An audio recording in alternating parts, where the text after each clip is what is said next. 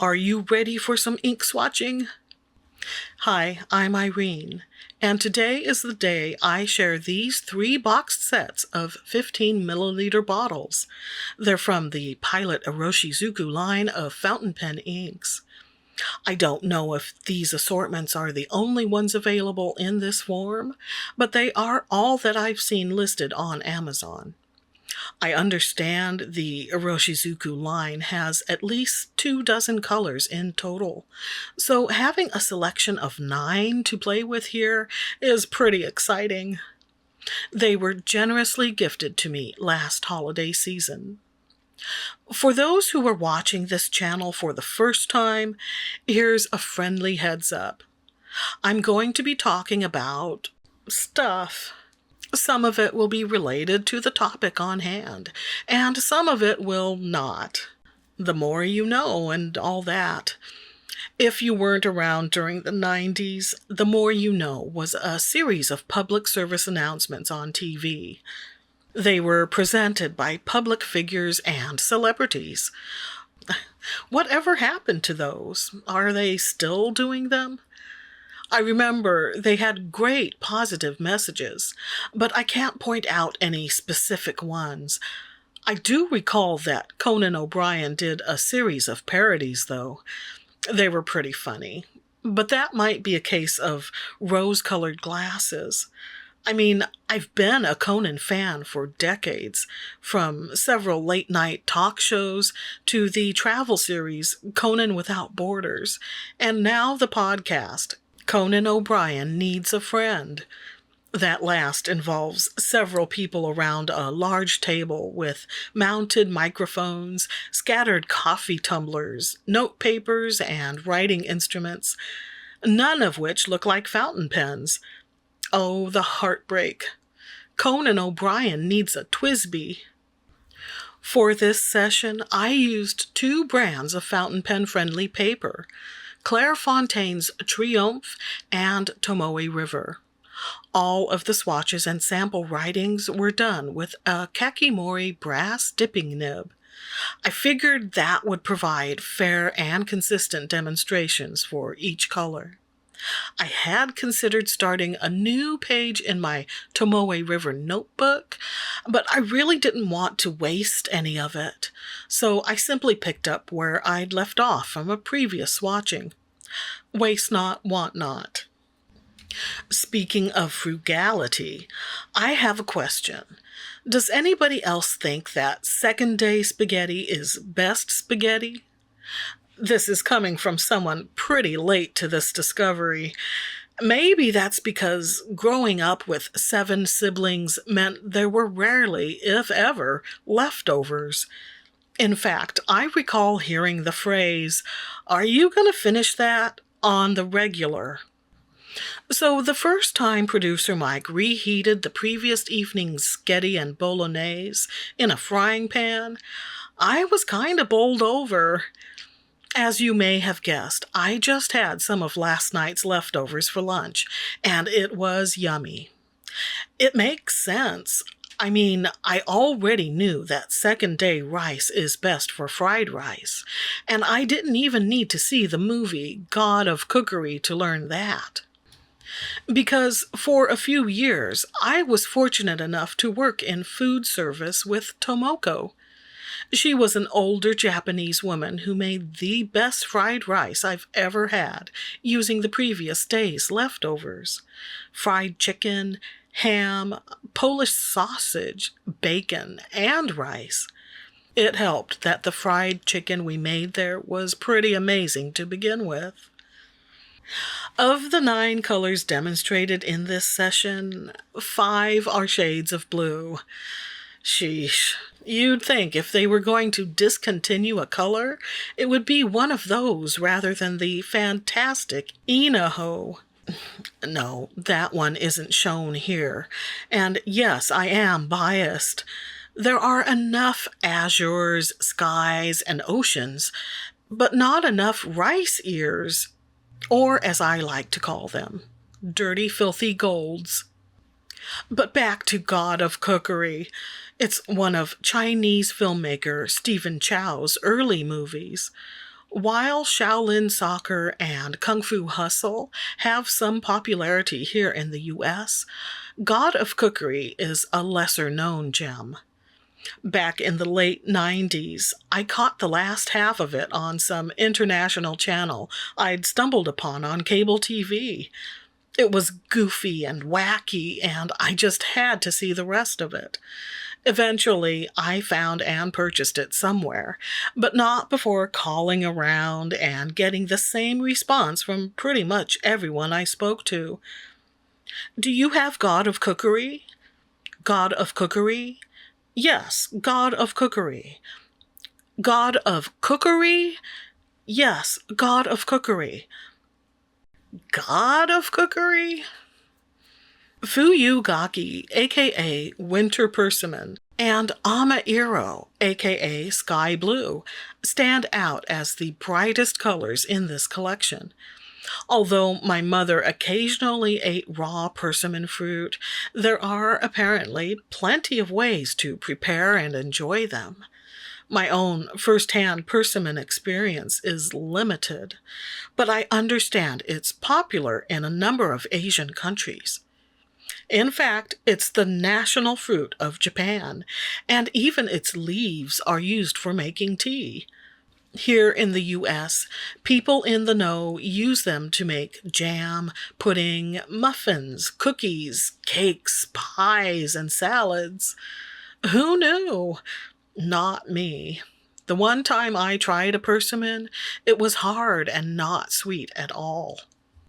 But it sounds like whereas some varieties are tasty in their firm state, others need to be fully ripened and soft before eating. I've gotten the impression that more Americans are catching on, though. I mean, I just found a slew of YouTube videos showing what you can do with your persimmons, including the traditional Japanese method of drying persimmons called hoshigaki. It's a long process where the fruits are peeled and hung, then gently massaged daily for 4 to 6 weeks. I don't recall ever having hoshigaki, but I've heard they make a fantastic addition to cheese boards, and I am so down for that. By the way, why is it that you can be either down or up for something, and it means the exact same thing? The English language has a lot to answer for. Or is it two? Anyway, that Fuyugaki ink color looks pretty accurate to me. So it hailed the other day. That's right, the first week in April, we got pelted with hailstones the size of lentils. Okay, said out loud, that doesn't sound very impressive. Usually, if you want to get someone's attention, you have to compare things to golf balls or baseballs or footballs, unless you're talking about tumors, in which case it's lemons, pomegranates, or persimmons. Don't ask me why they want us to Pavlovian salivate over malignant growths. On the one hand, fruits are more universal than sports equipment, no? On the other hand, a baseball is a standard size, whereas a lemon can vary. So who's right and who's wrong? But back to blues. I'm not a hater. All of these inks are pretty, but I have personal preferences and would choose other colors before reaching for something like Konpeki, Amairo, or Asagao.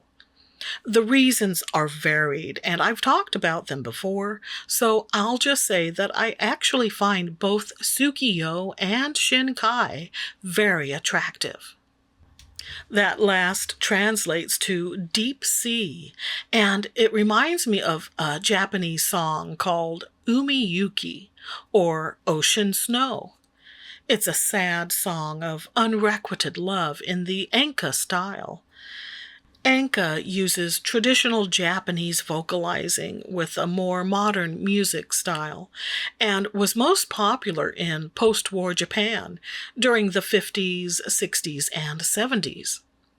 These days, I think it's considered a musical throwback, But the song Umi Yuki was actually recorded in 2008 by a young African-American singer from Pittsburgh, Jerome White Jr., under his stage name, Jero.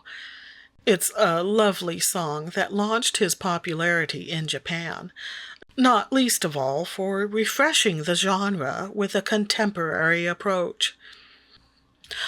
I'm talking about these things because Pilot is a Japanese company, and I can't not think of Japanese things with all of these Japanese color names in front of me. So, to wrap up this little foray into Japanese popular music, I'll toss in a couple more of my personal favorites. Sukiyaki by Kyu Sakamoto, which has been covered many times over the years, one of the best being a guitar and drums forward instrumental version by the Pickets, and the song Kyoto Doll by Yuko Nagase, which was actually a cover of a Ventures instrumental track from one of their surf rock albums. It just goes to show, what goes around comes around, with or without lyrics. You may have noticed the little bubbles in the bottles. That's because I shake my inks before opening them. Why? Because of possible settling of particles. Look, none of these here have crazy shimmer or sheen going on, but it's become a habit on my part. My apologies if those bubbles put anyone off. Wait, why am I apologizing? Aren't bubbles supposed to be fun? That reminds me, when I was little, during bath time, my mom would pile a mound of bubbly foam on top of my head, carefully shape it into a crown, then say it made me a princess. Aw, I know, right? But don't feel too warm and fuzzy, because much more often she said, "Who do you think you are, a princess or something?" Admittedly, that was after I was being a brat. But come on, yesterday I was royalty, today I'm not. Make up your mind. I should point out that the Pilot Iroshizuku line of inks has an excellent reputation for high quality and are considered by many to be the industry standard. Of course, that's arguable, but so far I find these inks are a delight to use. I like their wetness and flow.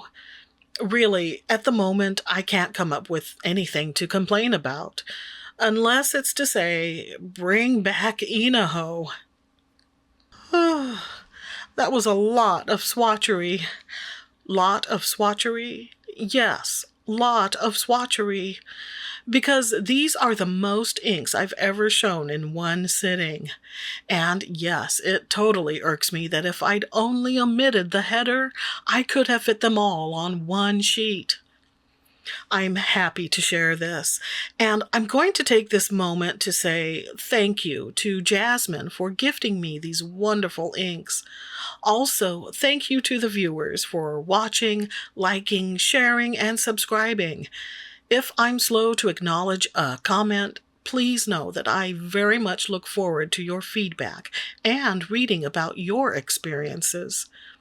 Those little hearts mean that I see and appreciate you. Until next time, stay inky, my friends.